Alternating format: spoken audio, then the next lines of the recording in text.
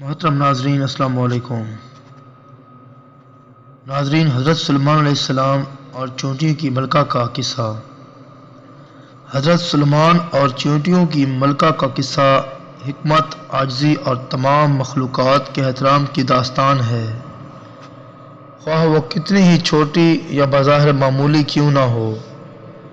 یہ ایک ایسی کہانی ہے جو اسلام، یہودیت اور عیسائیت سمیت کئی مختلف ثقافتوں اور مذاہب میں نسل در نسل منتقل ہوتی رہی ہے۔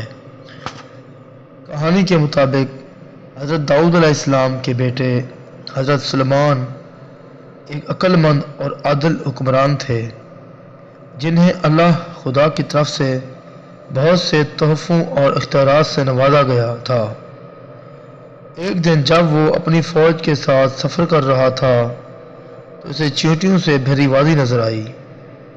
جب وہ قریب پہنچا تو اسے ایک چھوٹی سی آواز سنائی دی جو پریشانی سے پکار رہی تھی، اے چیونٹیوں، اپنے گھروں میں داخل ہو جاؤ، ایسا نہ ہو کہ سلیمان اور اس کے لشکر تمہیں انجانے میں کچل دیں۔ حضرت سلیمان علیہ السلام ایک چونٹی کی آواز سن کر حیران رہ گئے۔ اس نے اپنی فوج کو رکنے کا حکم دیا اور تحقیقات کے لیے چونٹی کالونی کے قریب پہنچا۔ جیسے ہی وہ قریب آیا، اس نے دیکھا کہ ایک چونٹی دوسروں کے سامنے کھڑی ہے، اپنے چھوٹے بازو اور ٹانگیں لہرا رہی ہے تاکہ اسے وارننگ دے سکے۔ حضرت سلیمان علیہ السلام ننھے جاندار کی ذہانت اور مواصلاتی صلاحیتوں سے حیران ہوئے اور چونٹی سے بات کرنے کا فیصلہ کیا۔ اس نے چونٹی کو سلام کیا اور پوچھا، تم کون ہو اور تمہاری کیا کہانی ہے؟ چونٹی نے جواب دیا، میں ان چونٹیوں کی ملکہ ہوں اور ہم اس وادی میں رہتے ہیں۔ ہم اپنی خوراک جمع کرنے اور اپنے گھر بنانے کے لیے بہت محنت کرتے ہیں، لیکن ہمیں ڈر ہے کہ آپ کی فوج ہمیں تباہ نہ کر دے۔ ہم چھوٹے اور کمزور ہیں اور اپنی حفاظت تلاش کریں۔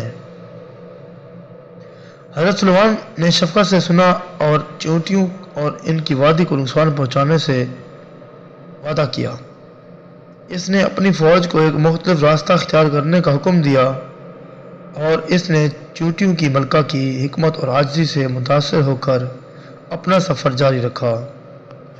حضرت سلیمان اور چونٹیوں کی ملکہ کا قصہ ہمیں کئی سبق سکھاتا ہے۔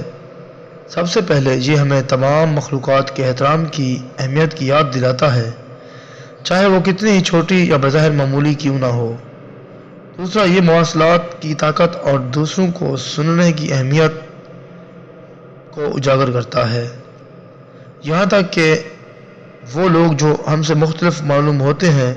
آخر میں یہ حکمت اور عاجزی کی قدر کو واضح کرتا ہے، ایسی خصوصیات جو مؤثر قیادت کے لیے ضروری ہے۔